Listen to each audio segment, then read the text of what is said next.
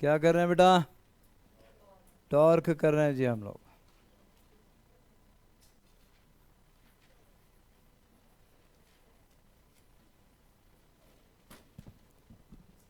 Torque की importance rotational motion में उतनी ही है जितने के फोर्स की इंपॉर्टेंस लीनियर मोशन में है। जो रोल फोर्स प्ले करती है लीनियर मोशन में, almost same role torque play करता है रोटेशन मोशन में। बस फ़र्क इतना है कि जब आप फोर्स लगाओगे तो ट्रांसलेशन मोशन होगी।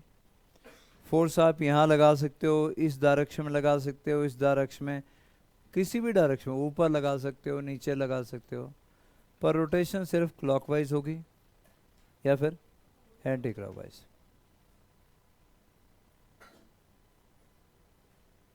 मैं कुछ खाने को दे रहा हूँ तेरे को, इतना बड़ा मुंह खोल के बैठा हुआ मगरमच्छ की तरह।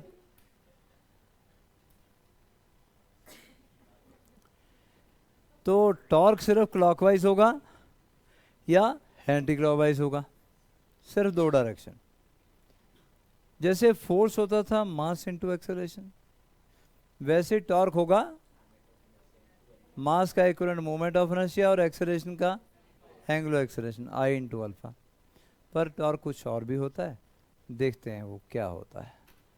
टॉर्क है न्यूटन सेकंड लॉ पे जाने से पहले मैं सिर्फ अभी टॉर्क के बारे में बताता हूँ। न्यूटन सेकंड लॉ पे थोड़ी देर में जाते हैं। तो टॉर्क अगर डिफाइन करना है तो product of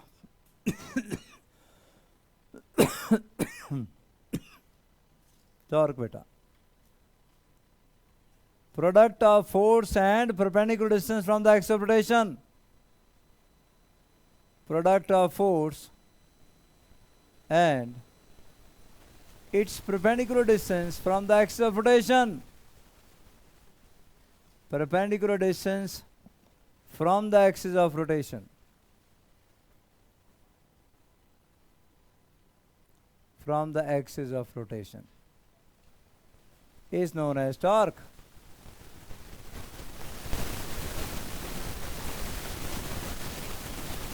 Is known as torque.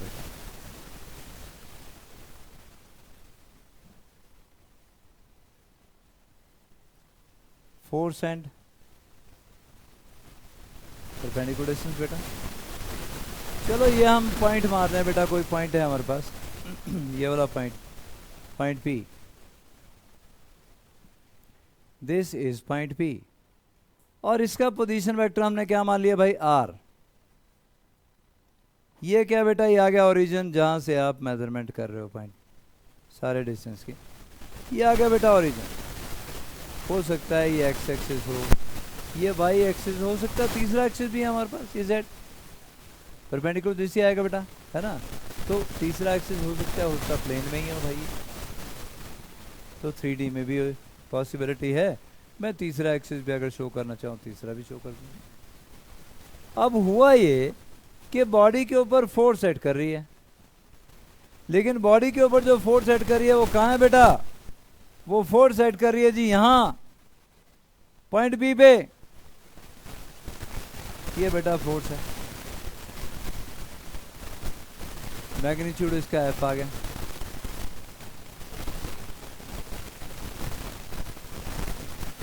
मैं इस एंगल को फाई बोल रहा हूँ, आर और एफ के बीच का ये एंगल फाई।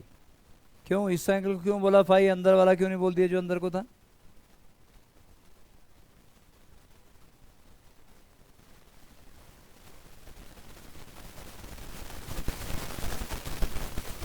है बेटा, मैं ये बोलना चाहता हूँ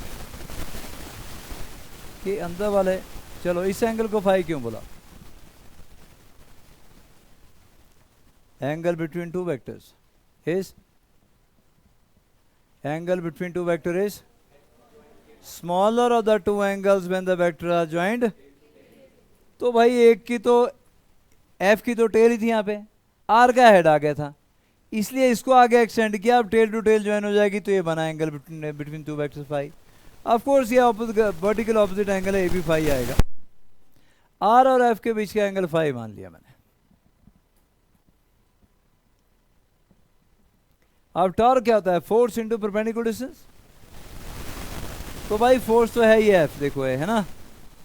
और परपेंडिकुलर डिस्टेंस कौन सा आएगा, ध्यान से देखिएगा। परपेंडिकुलर डिस्टेंस तो ये आएगा बेटा, यहां से ये वाला, ये आएगा ना, ये वाला बच्चों, ये फोर्स आ गया, ये परपेंडिकुलर डिस्टेंस एक्चुअली यहां से मेजरमेंट कर रहे हैं हम लोग, ये ओरिजिन है। तो ओरिजिन से आपका परपेंडिकुलर डिस्टेंस क्या आ गया, ये वाला।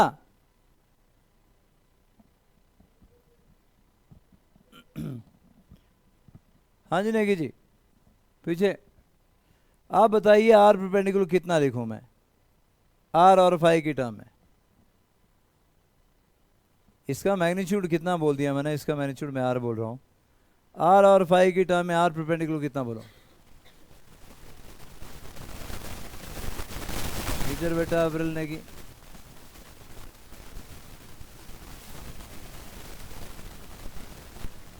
बहुत चतुरी क्या बोलती है।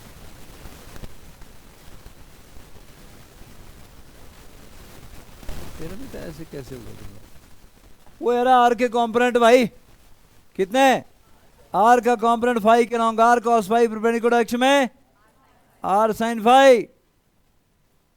तो आपके पास कोई पूछेगा टॉर्क कितना ऐड कर रहा है, तो क्या होगा, force into r sine phi के बराबर लिखेंगे। आप ऐसे भी लिख सकते हो क्या, आर एफ साइन फाई लिख सकते हो, पर आर और एफ तो वेक्टर है। और मैं आपको बता दूं टॉर्क भी वेक्टर है। अरे भाई दो वेक्टर को मल्टीप्लाई करने के, आर और एफ को मल्टीप्लाई करने दो ही तरीके हैं, एक डॉट प्रोडक्ट, एक क्रॉस प्रोडक्ट। क्योंकि टॉर्क भी वेक्टर है तो ये तो क्रॉस प्रोडक्ट से सिवा कुछ हो ही नहीं सकता। तो टॉर्क या तो आर क्रॉस एफ होगा या एफ क्रॉस आर होगा। तो क्या होता है, आर क्रॉस एफ होता है जी। Torque is are cross F. A cross B की डायरेक्शन कैसे फाइंड आउट करते हैं बेटा, याद है, राइट हैंड थंब रूल से बिल्कुल सही है जी। आर की डायरेक्शन में फिंगर करते थे, एफ की डायरेक्शन में कर्ल करते, सब करो। आर की डायरेक्शन में फिंगर, एफ की डायरेक्शन में कर्ल करो। आर क्रॉस एफ की डायरेक्शन क्या आएगी बेटा, बाहर।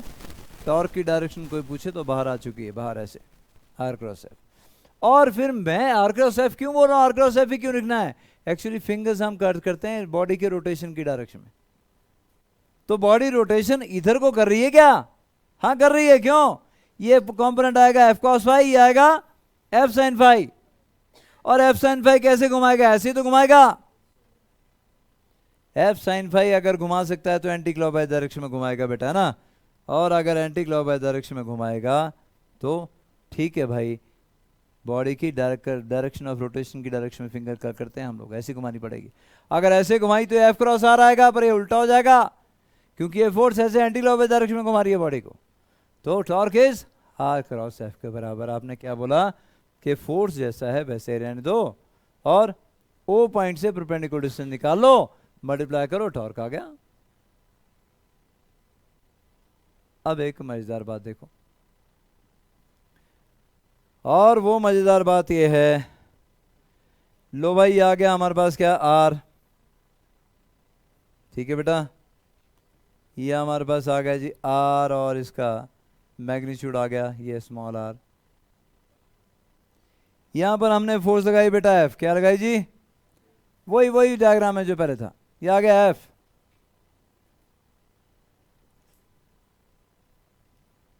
और एफ का मैग्नीट्यूड हमने एफ बोल दिया बेटा, ये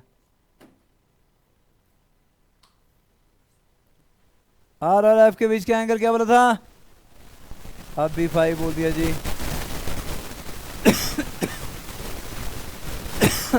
अब भी बेटा फाइव बोल दिया। पहले क्या किया था, फोर्स जैसी थी वैसी रखी थी हमने, और फोर्स का परपेंडिकुलर डिस्टेंस फाइंड आउट कर लिया था पॉइंट ओ से। अब मैं आर को जैसी है वैसे रख रहा हूं, आर जैसे है वैसे रख रहा हूं बेटा, और फोर्स के कंपोनेंट फाइंड आउट कर रहा हूं कैसे, फाई की डायरेक्शन में बोलो, एफ कॉस फाई, और परपेंडिकुलर अक्ष में एफ साइन फाई।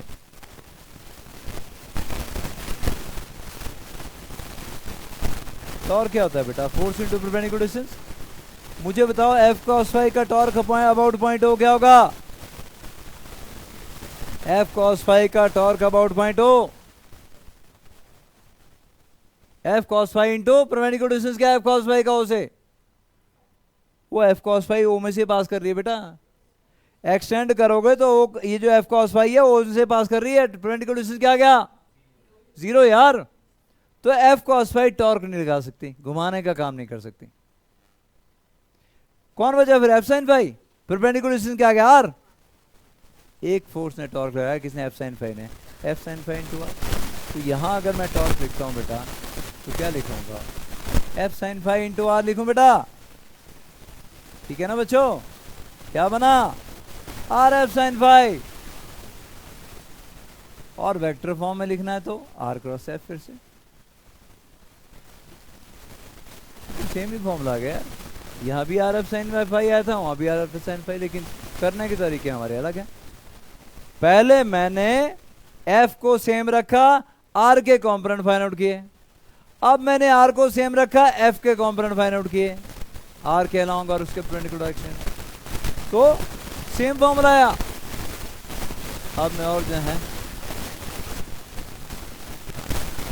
हाँ मतलब मैं ये बोलना चाह रहा हूँ, ये बिल्कुल मैटर नहीं करता कि आप एफ के कॉम्पोनेंट फाइंड आउट कर रहे हो क्या, आर के, फॉर्मूला मैटर करता है, फोर्स इंटू परपेंडिकुलर, टॉर्क ही होता है। अब टॉर्क ही जब मैंने बोला कि ये होता है, इसकी इंपॉर्टेंस भी देख लो बेटा, सामने विंडो देख रहे हो, अब ये विंडो अगर आप देखोगे ये, तो ये घूम रही है इस हिंज के अबाउट बेटा, ये हिंज है, ठीक है, और हिंज के अबाउट और विंडो घूम रही है, तो अगर मैं थोड़ा सा ये भी घुमाऊं साथ में, रोटेट करवाऊं,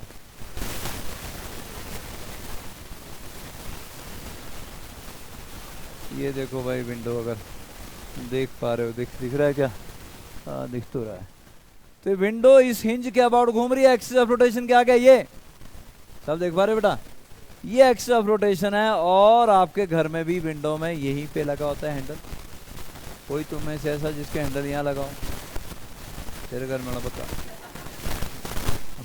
पक्की बात है, पुरान के घर में सारे पुट्ठे काम तो तू करता है, तो घर में इंजन भी यहाँ लगवाया तूने, कहाँ लगवाया बेटा, इधर ही है ना बेटा, देखा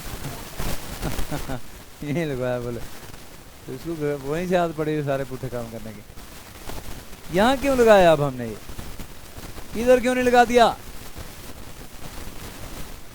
एक्स ऑफ रोटेशन यहाँ आ गया, एक्स ऑफ रोटेशन से परपेंडिकुलर डिस्टेंस जितना ज्यादा होगा, कि एक्चुअली इसको रोटेट करने की रोटेशन हो रही है यहाँ पे, ट्रांसलेशन नहीं बेटा, इसको रोटेट करने के लिए एक पर्टिकुलर अमाउंट ऑफ टॉर्क चाहिए होता है, हमें उतना कांस्टेंट टॉर्क अप्लाई करेंगे तो ये रोटेट कर जाएगा।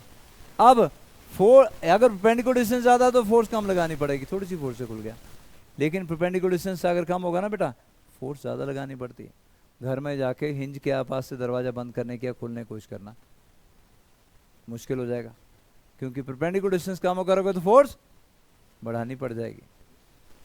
अब एक फिक्स अमाउंट ऑफ टॉर्क चाहिए इसको खोलने के लिए, मैथमेटिकली बोल रहा हूँ। जा दरवाज़ा खोलो, वहाँ से बंद करिए, जा उधर जा, वो दरवाजा सामने ना, जा से कोने से उनसे ठहर जा भी, ठहर जा बेटा, कैमरा कर रहा हूँ उस तरफ, खोल दे दरवाज़ा, हाँ खोल ले, पहुँचे हम क्या, हाँ खोल दरवाजा बेटा, खोल दिया ना, अब बंद करना बिल्कुल वहाँ हिंज के पास से, कर पा रहा है, काफ़ी ज़्यादा फोर्स लगानी पड़ेगी, कम, बहुत ज़्यादा फोर्स लगानी पड़ रही है, क्यों, दरवाजे को रोटेट करने का जो टॉर्क है वो फिक्स है, कांस्टेंट है, उतना टॉर्क लगाओगे तो दरवाजा खुलेगा, नहीं तो दरवाजा नहीं खुलेगा। अब परपेंडिकुलर डिस्टेंस जो बढ़ाए तो ना, अब यहाँ से खोल और यहाँ से बंद भी कर, कुछ भी नहीं, फोर्स एफर्ट 0 हो गया, क्योंकि परपेंडिकुलर डिस्टेंस बढ़ा दिए तो फोर्स कम लगानी पड़ रही है, टॉर्क कांस्टेंट है। आ जाए बेटा, टॉर्क हमारा कांस्टेंट है, बात समझ में है बेटा। तो टॉर्क का ये रोल है, क्या रोटेशन का रोल है भाई, टॉर्क का रोटेशन का रोल है, समझ गए सब लोग। Fix amount of torque rotation के लिए हमें चाहिए होता है, ठीक, और अगर हम परपेंडिकुलर डिस्टेंस बढ़ा दे तो फोर्स कम लगानी पड़ती है। अब जो टायर होता है ना, अब किसी का टायर पंचर हुआ और खुला हो तुम लोगों ने, किसी ने, गाड़ी का टायर पंचर हुआ और खोल रहा टी-शर्ट पड़े को बोला मैं इसके हर किसी टायर खोलता रहता है। तो पापा तो यहाँ होते नहीं तेरे, तो किसके टायर खोलता रहता है? ऐसे ही बस स्टैंड में जाके बस हो गए। बोले प्रैक्टिस और पैसे दोनों इंपॉर्टेंट है। शर्मा क्यों ना, खुल के बता। हाँ अंग्रेजी क्या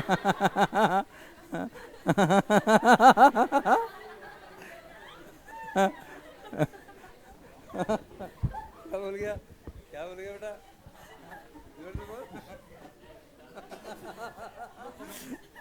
बोल तो सही।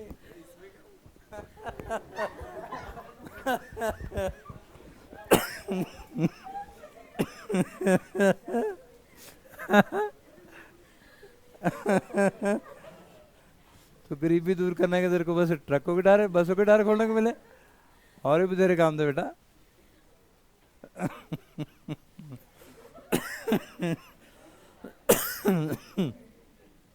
वापिस आए। आई हो बाबा, एक तो आजकल पता नहीं चलता खांसू क्या सू। तू भागा। तो सुनो अब तो आप लोगों ने देख लिया बेटा, आप लोगों ने देख लिया कि constant amount of torque rotation के लिए चाहिए होता है। वो दरवाजा हो, वो खिड़की हो, किसी और को रोटेट करना हो। टायर के भी नट बोल्ट बेटा रोटेट करने पड़ते हैं तब खुलते हो। और आपको ध्यान होगा उसमें रॉड लगाई जाती है, लंबी सी रॉड एक, है ना, देखनी वो खोलने के लिए रॉड लगाई जाती है खोलने के लिए। और वो हैंडल जितना बड़ा होगा उतना ही एफर्ट कम हो जाएगा आपका। ठीक है, परपेंडिकुलर डिस्टेंस जितना बढ़ाओगे फोर्स का परपेंडिकुलर डिस्टेंस, उतनी ही फोर्स कम लगानी पड़ेगी, उतने आराम से उनको नट बोल्ट को खोल सकते हो। रोटेशन के लिए टॉर्क इंपॉर्टेंट है, इसलिए तो कर रहे हैं रोटेशन हम। तो ये आपने देखा, फोर्स वही रखो, आर के कॉम्पोनेंट निकाल लो, या आर वही रखो फोर्स के कॉम्पोनेंट निकाल लो, या फिर एक काम और कर सकते हो, और वो ये है कि फोर्स के कॉम्पोनेंट जहां मर्जी निकालो यार, जिधर मर्जी निकालो, जरूरी नहीं कि आर के लाऊंगा और आर के परपेंडिकुलर में, तो भी जो टॉर्क आएगा वो सेम आएगा। इसका मतलब इतनी ज्यादा लिबर्टी तुम्हारे पास है, टॉर्क का क्वेश्चन तुम्हारा गलत हो ही नहीं सकता। फोर्स इंटू परपेंडिकुलर डिस्टेंस बस याद रखना। तो जैसे हम बात करें कि भाई, अच्छा ये वाला रह गया था, पिछले वाला रह गया, चलो कोई बात नहीं। अभी हम टॉर्क कर रहे हैं, न्यूटन सेकंड लॉ पे थोड़ी देर पे आते हैं जी। टॉर्क के लिए फॉर्मूला हमने लिख लिया था क्या, फोर्स इंटू परपेंडिकुलर डिस्टेंस बेटा, फोर्स इंटू परपेंडिकुलर डिस्टेंस, या टॉर्क के लिए फॉर्मूला लिख लिया बेटा हमने।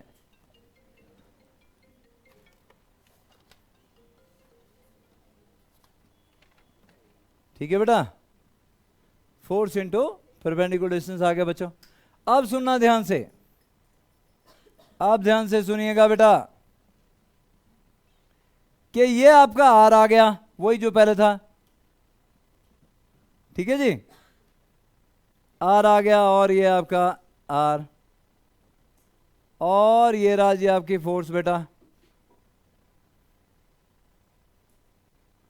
ठीक है जी, मैग्नीट्यूड एफ।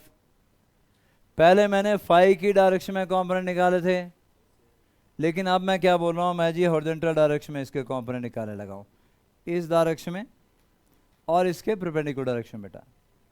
किधर बच्चों, इस डायरेक्शन में और इसके परपेंडिकुलर डायरेक्शन में जी। इसको आगे लिखता हूं थोड़ा सा, एफ इस डायरेक्शन में और इसके परपेंडिकुलर डायरेक्शन में। इस कॉम्पोनेंट को क्या बोलूं, एफ एक्स, एफ एक्स बोलूं बेटा, जो भी एंगल होगा उसके हिसाब से कॉम्पोनेंट निकाल लूंगा। और इसको क्या बोलूं, एफ आई बोलूं। अब मैंने एफ के भी कॉम्पोनेंट निकाल लिए, एक्स और वाई के लॉन्ग, और आर के भी तो कॉम्पोनेंट होंगे यार, होंगे ना बेटा। ये वाला कॉम्पोनेंट कितना है, एक्स, और ये वाला वाई, और ये वाला वाई।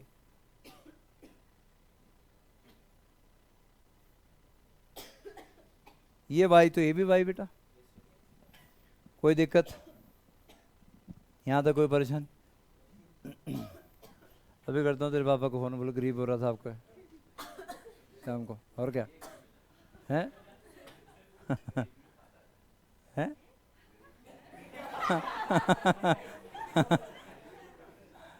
गरीब में क्या, ऐसे गरीब को पाला है गरीब को पाला है, हद हो गया यार। अभी शाम को तेरे जूते पड़वाता हूँ, ठहर जा अभी फ़ोन करता हूँ क्लास के बाद, मैं ऐसे बोलता रहता क्लास में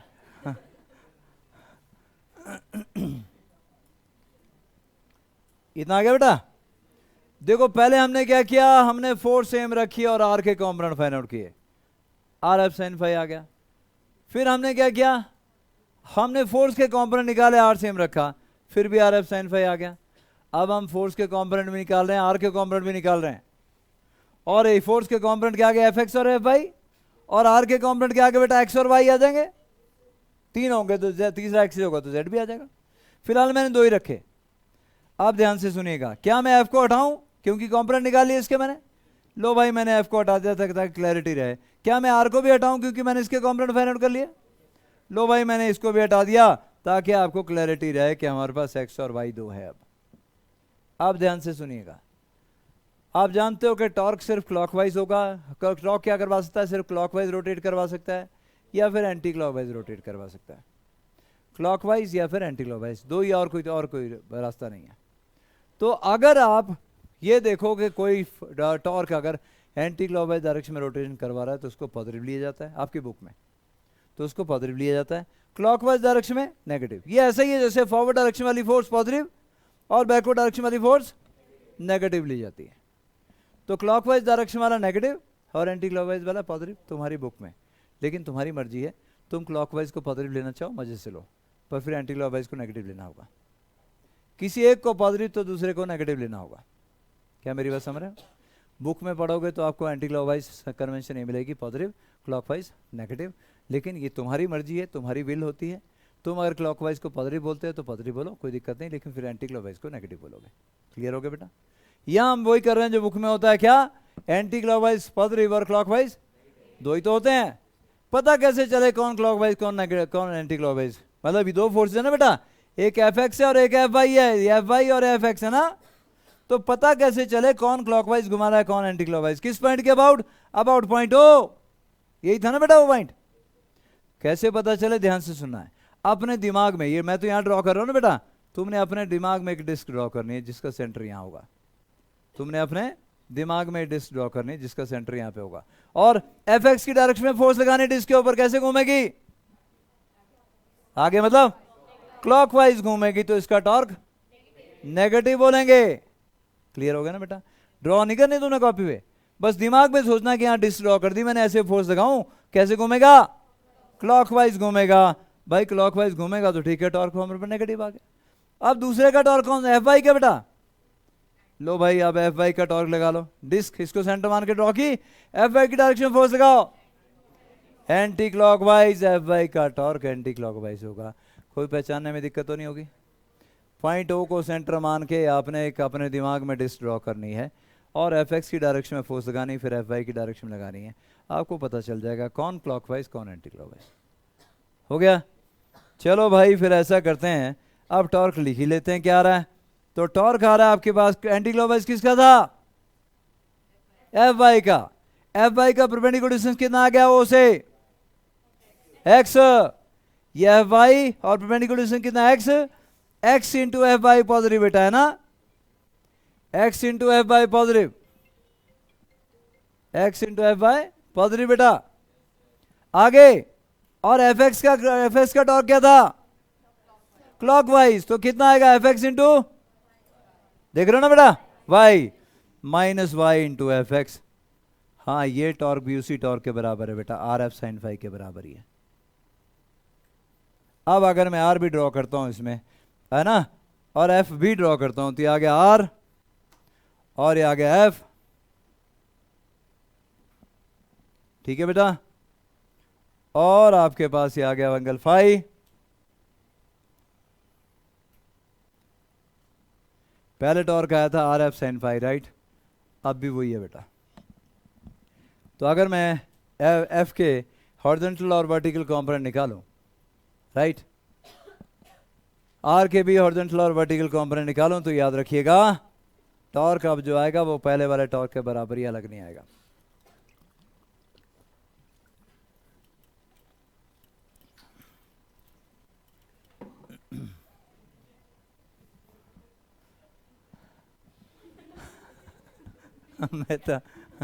मैं तो सेंटिमेंटल हो गया उधर। उधर मैं तो सेंटिमेंटल हो गया। समझा बेटा इसको।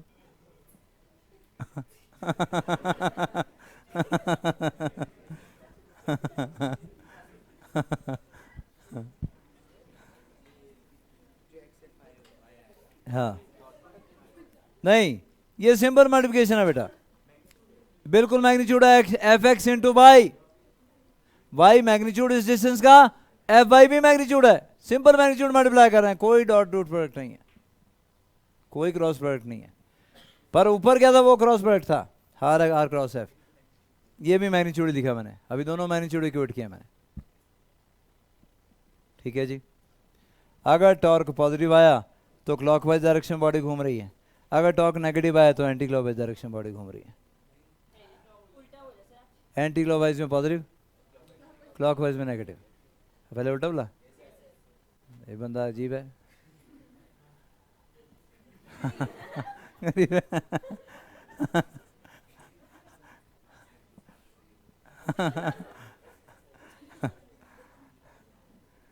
तू मेरे को लग रहा है सेंटिमेंट जैसा हो रहा है कुछ।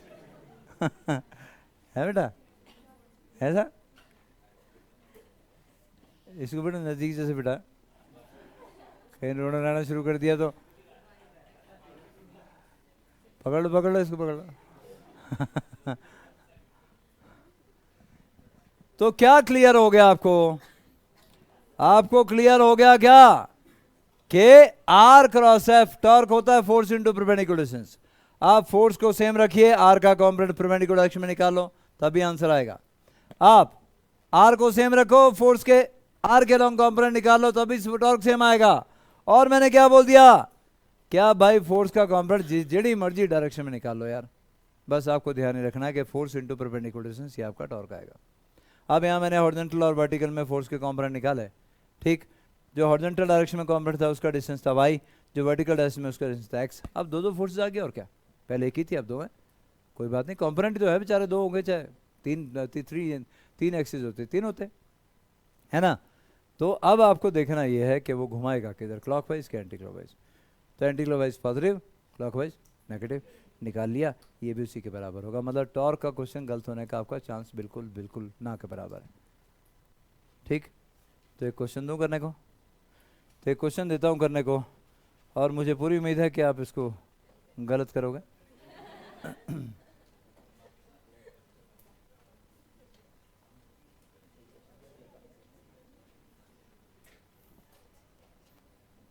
लो बेटा, आपके पास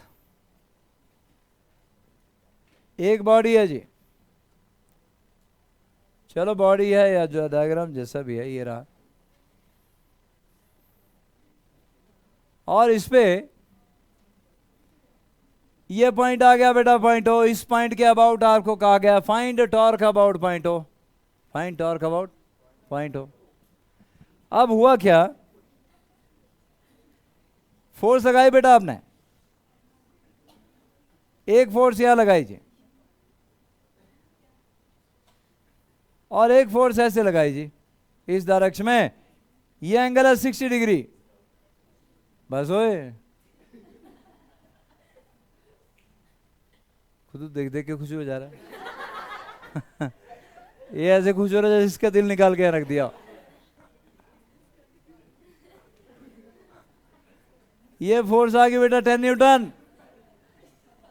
और ये 1 मीटर का डिस्टेंस आ गया।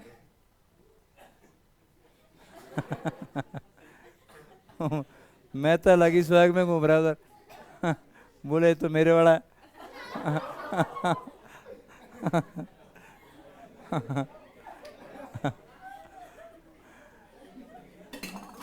और एक फोर्स आ गई भाई, एक फोर्स ये आ गई 20 न्यूटन की, और ये मीटर, ये डिस्टेंस आ गया 1.5 मीटर।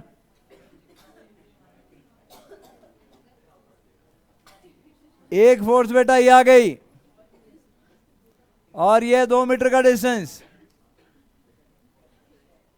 ध्यान समझ लो तब कर पाओगे, ऐमें लगे काम का। ये 10 न्यूटन की फोर्स बेटा, और 90 डिग्री का angle. Find torque acting on the body, body भी क्या, चलो कि जो भी है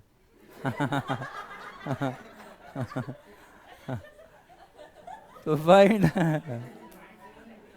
फाइंड मजा हट चुप। Find torque acting on the body about point O. मैं तेरे को देखो कितना खुश है? ये एंगल 120 डिग्री बेटा। कोई गलती नहीं करेगा बेटा, एक बारी में सही आंसर आना चाहिए।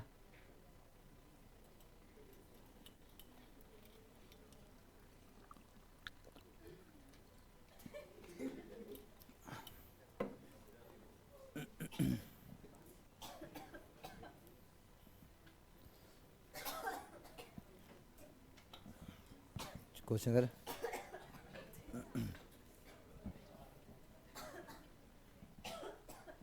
और बेटा गरीब आया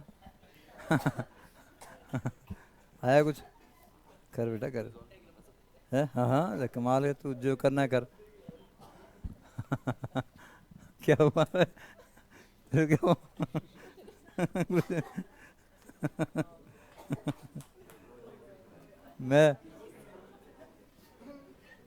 मैं तो खत्म है आज ये बंदा खत्म है आज, जल्दी करो ए।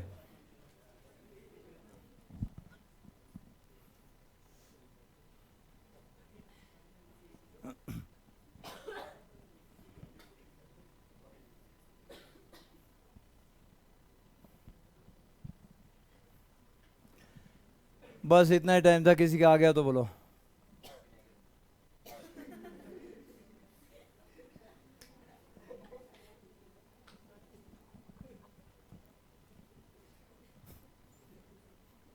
बंदे का डायग्राम भी पूरा नहीं बनाओ अभी।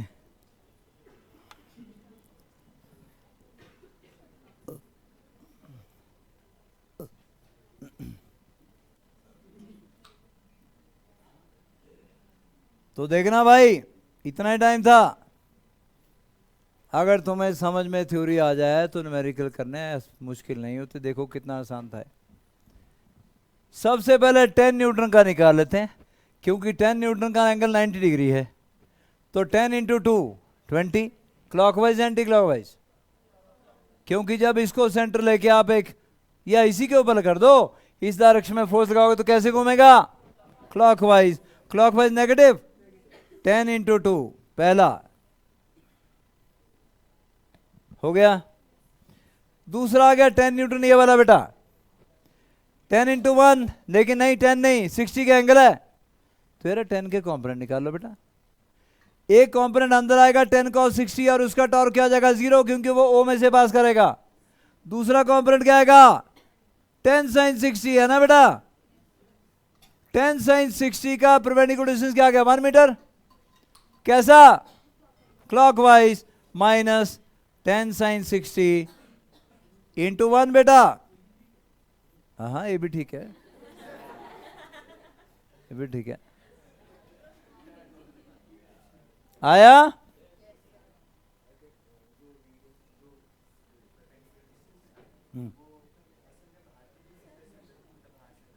मैंने फोर्स को रिजॉल्व किया बेटा यहाँ पे। मैंने बोला डिस्टेंस को रिजॉल्व करो, फोर्स को रिजॉल्व करो, फर्क ही क्यों नहीं पड़ता। तो मैंने फोर्स को रिजॉल्व किया, F cos 60 अंदर, वो ओ में से पास कर गया, उसका परपेंडिकुलर डिस्टेंस 0। दूसरा F sin 60, हाँ उसका परपेंडिकुलर डिस्टेंस आ गया इनटू 1 मीटर। F और इसके बीच का टेल टू टेल ज्वाइन है, इसकी भी टेल है, इसकी भी टेल है। अच्छा एक चीज और सुनो, टेल टू टेल नहीं, आर बाहर की तरफ होता है, ये बोलना चाहता है। ठीक है सुनिएगा ध्यान से। अब आपको ये भी लिबर्टी है कि जब आर एफ साइन फाई लिखा ना, अबे साउंड भी आ रही कि गया आ रही है, तो जब आपने आर एफ साइन फाई लिखा वो सिर्फ मैग्नीट्यूड था, और मैग्नीट्यूड का मतलब है एफ का कॉम्पोनेंट अगर ओ की तरफ को निकालोगे, ठीक है, क्योंकि यहाँ पर वेक्टर के बीच का एंगल वो सही बोल रहा है, आर और एफ के बीच का एंगल बाहर बाहर होना चाहिए था, लेकिन यहाँ मैंने मैग्नीट्यूड ले लिए, वेक्टर है लेकिन मैग्नीट्यूड ले लिए, और मैग्नीट्यूड जब ले लिए तो अब मैं क्या करने लगा हूँ, फोर्स के कॉम्पोनेंट निकाल रहा हूँ, आर के नहीं फोर्स के कॉम्पोनेंट निकाल रहा हूँ। एक ओ की तरफ को चला गया, उसका जो टॉर्क जीरो हो गया, दूसरा क्या गया परपेंडिकुलर अक्ष में, और उसका परपेंडिकुलर डिस्टेंस बन गया 1 मीटर, डायरेक्शन की जरूरत नहीं है अब हमें, तो हमने बाहर वाला एंगल लेने के बजाय एक्यूट एंगल ले लिया, और एक्यूट एंगल सॉल्व करना ज्यादा आसान रहता है। ये भी लिबर्टी आपके पास है, मतलब तो बोल रहा हूँ टॉर्क का क्वेश्चन गलत होने का सवाल ही पता नहीं होता। एस 10 sin 60 into 1, तीसरा कौन बच गया बेटा, 20 वाला बच गया। ये एंगल कितना है 120, बाहर वाला एक्यूट ले लो, सॉल्व करना आसान होता है ना। 20 cos 60 इधर को आ जाएगा और 20 sin 60 इधर आ जाएगा बेटा। अबे 20 cos 60 तो ओ में से पास कर जाएगा, उसका टॉर्क जीरो हो जाएगा, लेकिन ये घुमाएगा किधर, एंटी क्लॉकवाइज, प्लस 20 बोलो sin 60 into 1.5, सॉल्व कर लो बेटा, आंसर आ गया, ठीक है। तो आपके पास 3 फोर्सेस थी, आपके पास 3 फोर्सेस थी, तीनों का टॉर्क निकाल लिया, और यहां बहुत बड़ी लिबर्टी तुम्हें मिली हुई है कि तुम फोर्स के कॉम्पोनेंट निकालो चाहे आर के कॉम्पोनेंट निकालो, और एक्यूट एंगल लोगे तो ज़्यादा आसान रहेगा सॉल्व करना, इसलिए अंदर वाला 120 था मैंने छोड़ दिया, मैंने बार बार एक्यूट ले लिया, और फोर्स के कॉम्पोनेंट उस डायरेक्शन में फाइंड आउट कर लिए। ये भी लिबर्टी मिली हुई है, बेशक है वेक्टर, लेकिन हमने फोर्स इंटू परपेंडिकुलर डिस्टेंस देखना है, फोर्स इंटू परपेंडिकुलर डिस्टेंस पर देखना ही है ना, तो हम डायरेक्शन दे रहे हैं ना कुछ और देख रहे हैं, फोर्स इंटू परपेंडिकुलर डिस्टेंस, ठीक है बेटा, समझ गए बच्चों। तो कुछ ऐसे जैसे आप निकाल लोगे torque acting on the body, कोई दिक्कत बच्चों। अब देखना बेटा, अब आ जाओ torque and Newton second law, torque and Newton second law बेटा। रेट ऑफ चेंज ऑफ क्या था, लीनियर मोमेंटम था ना, रेट ऑफ चेंज ऑफ क्या था बेटा, लीनियर मोमेंटम ना, न्यूटन सेकंड लॉ में यहां क्या आएगा, angular momentum, rate of change of angular momentum of a body, अभी करना है हमने actually angular momentum, plus one वालों को करवाना है अभी, पर तुम्हें आइडिया हो गया होगा कि mass into velocity linear momentum था बेटा, मास का इक्विवेलेंट आई आ चुका है, वी का इक्विवेलेंट ओमेगा आ चुका है, आई ओमेगा एंगुलर मोमेंटम हो जाएगा। चलिए, rate of change of angular momentum of a body is directly proportional to the torque applied on it, मतलब टॉर्क क्या आ जाएगा, rate of change of angular momentum d L upon D t. L क्या था, M into B की जगह आई into omega बेटा, I into D omega upon D T, D omega upon D T तो क्या होता है, अल्फा, आई अल्फा भी होता है torque, force into perpendicular distance भी होता है। अभी थोड़ी देर पहले हमने क्या किया, आर एफ साइन फाई है ना बेटा, या फिर फोर्स इंटू परपेंडिकुलर डिस्टेंस, या फिर F perpendicular component into R, यही था ना। आई अल्फा भी आ गया बेटा, I is moment of inertia, alpha is angular acceleration, मतलब दो दो फॉर्मूले आ चुके हैं टॉर्क के तुम्हारे पास, आर एफ साइन फाई या फोर्स इंटू परपेंडिकुलर डिस्टेंस, या फिर आई इंटू अल्फा भी आ गया। आई मोमेंट ऑफ इनर्शिया एक एक्सिस के अबाउट कांस्टेंट रहेगा, एक्सिस बदलेगा फिर तो बदलेगा ना बेटा, क्योंकि एक्सिस से मास जितना दूर होगा मोमेंट ऑफ इनर्शिया उतना ही ज़्यादा होगा, तो एक्सिस अगर आपने सेम रखा है तो फिर मोमेंट ऑफ इनर्शिया भी कांस्टेंट है, एक्सिस बदलोगे बेटा तो मोमेंट ऑफ इनर्शिया भी बदलेगा, जहाँ कुछ पता ना चले वहाँ बोलना है।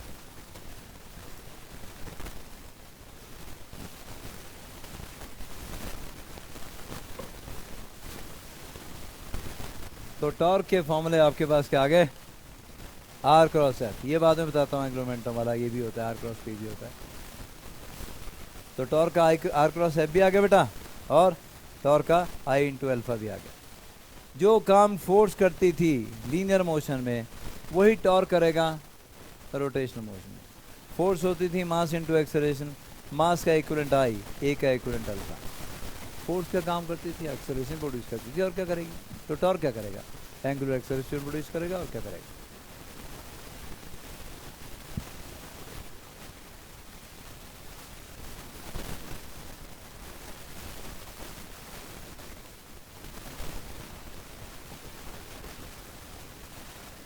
है ना बेटा।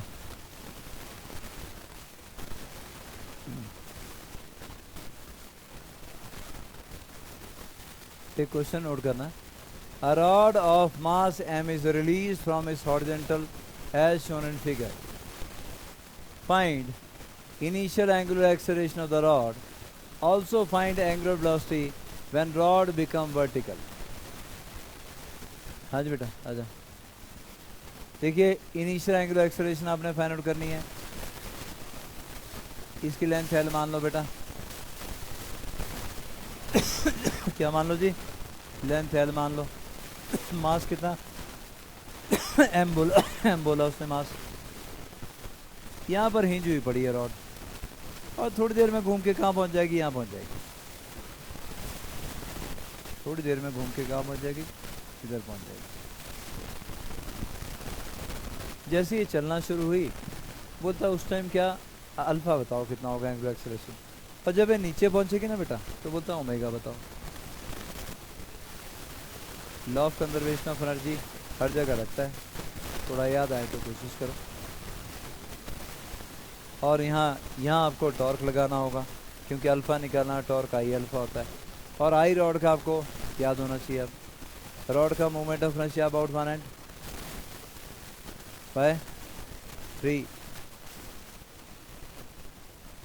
नियर 1 एंड बेटा, याद आया। तो अब इसलिए ज़रूरी है ना चीज़ें कि आपको पता होना चाहिए कि अगर आप ये वाला एक्सिस लोगे ना तब तो 1/12 तुमने ठीक बोला, तब तो ये आएगा बेटा। इसके अबाउट आता है 1/12 में L is length of the rod right. लेकिन नियर 1 एंड बेटा हमने पैरेलल एक्सिस थ्योरम लगाई थी बेटा, याद आ रहा है। इसमें एच बोला था, एच आ गया था L/2 के बराबर। फिर आई सी 1/12 ml² plus MS², m into L/2 का होल स्क्वायर। और जब सॉल्व किया तो आ गया था 1/3 ml², याद आया। तो ये अबाउट 1 एंड है। रॉड इस एक्सिस में से रोटेट कर रही है।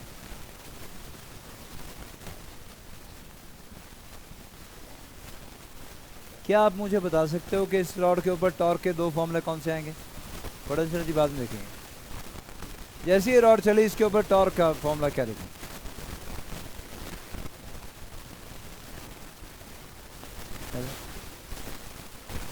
mg डॉट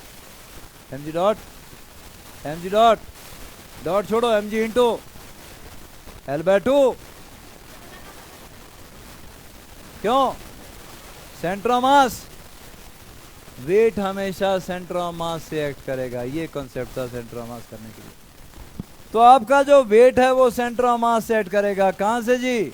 आपका वेट सेंटर ऑफ मास यहां से एक्ट करेगा mg। ये लेंथ कितनी आई L/2, तो टॉर्क एक्टिंग कितना आ गया mg इंटू L/2। पर बेटा टॉर्क तो आई अल्फा होता है यार, बस दो फॉर्मूले यूज करने से। टॉर्क क्या होता है? मास इंटू एक्सेलरेशन, आई इंटू अल्फा। तो अल्फा निकला है भाई, अल्फा आ गया mg L/2 डिवाइडेड बाय आई। बोलो आई कितना लिखूं? 1/3 ml²। अल्फा आ गया mgl डिवाइड बाय 2 इंटू आई कितना? 1/3 ml² बेटा। m से m कैंसिल हो गया। बोलो अल्फा कितना आ गया? 3/2 g/l। इनिशियल एंगुलर एक्सेलरेशन पहला क्वेश्चन था ना बेटा। इनिशियल एंगुलर एक्सेलरेशन बताओ। तो इनिशियल टॉर्क आ गया mg इंटू एल। बाद में नहीं होगा, बाद में फिर mg एंगल बनाएगा कुछ रॉड के साथ, फिर 90 एंगल नहीं होगा, इनिशियली है। तो mg इंटू L/2 टॉर्क आ गया इक्वल टू आई अल्फा। ये इनिशियल एक्सेलरेशन आ गई बेटा।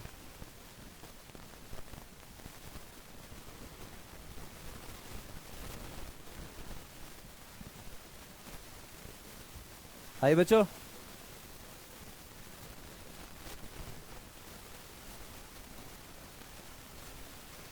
अब law of conservation of energy लगाओ और बताओ कि जब रॉड ये बॉटम पे आके पहुंचेगी तो उसकी एंगुलर वेलोसिटी क्या होगी। कर सकते हो बेटा, कोशिश करो, शाबाश।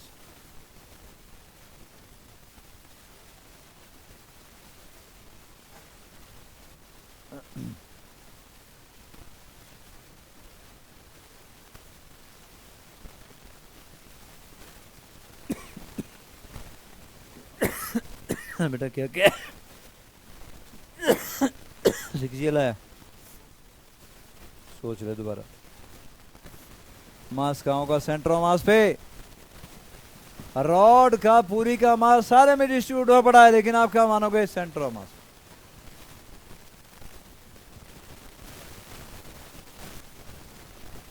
Decrease in potential energy equal to increase in kinetic energy. बेटा काइनेटिक एनर्जी कौन सी? रोटेशन। जैसे आपके पास काइनेटिक एनर्जी का फॉर्मूला था लीनियर मोशन में, क्या था भाई? हाफ एम वी स्क्वायर बेटा, है ना? वैसे ही मास का इक्विवेलेंट क्या आया? आई, और वी का rotational kinetic energy half I omega square होती है। रूट 3 तो कर रहा है, सोचो। रूट 3g तो नहीं हो सकता। हाँ एल, क्योंकि डायमेंशन भी मैच होना चाहिए ना। हो सकता है। तो क्या करोगे? आप बोलोगे पहले मास था कहां से? यहाँ पे है ना बेटा। अब मास कहाँ है? यहाँ पे, L/2। तो आपका मास कितनी हाइट नीचे आया? बोलो। L/2, not L। आपका मास L/2 हाइट नीचे आया। Decrease in potential energy equal to increase in kinetic energy, यही करना है। पोटेंशियल एनर्जी में कितना डिक्रीज हुआ? बोलो। mg into L/2। कहां गई वो पोटेंशियल एनर्जी?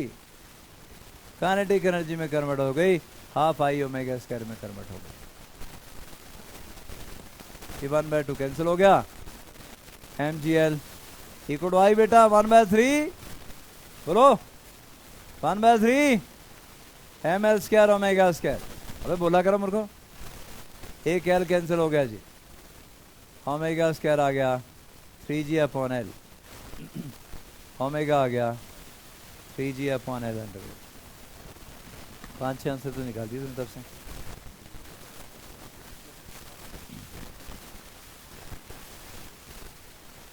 यही किया था।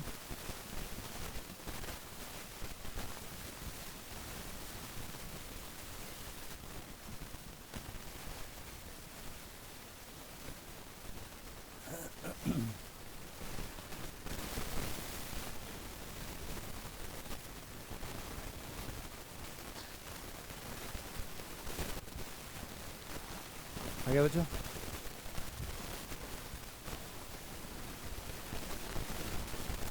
तो आज सिर्फ टॉर्क के बारे में कर पाए हम लोग, क्योंकि तुम पिछला करके नहीं आए थे। अगला फिर ऐसे टाइम वेस्ट होगा अगर आगे भी ऐसा किया, क्योंकि अभी मैं आपको बिठा रहा हूँ याद करने के लिए।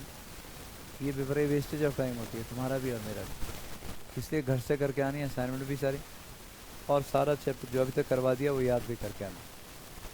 सुनना है मैंने पहले, उसके बाद आगे क्या थोड़ा ही करें हम आगे, लेकिन तसल्ली होनी चाहिए कि हाँ ये चीज़ तो आ गई हमें कम से। क्लियर हो गया बेटा सबको? चलो करो अपना रिवाइज करना शुरू करो। ये मैं लेक्चर यहीं पे बंद कर रहा हूँ टॉर्क का।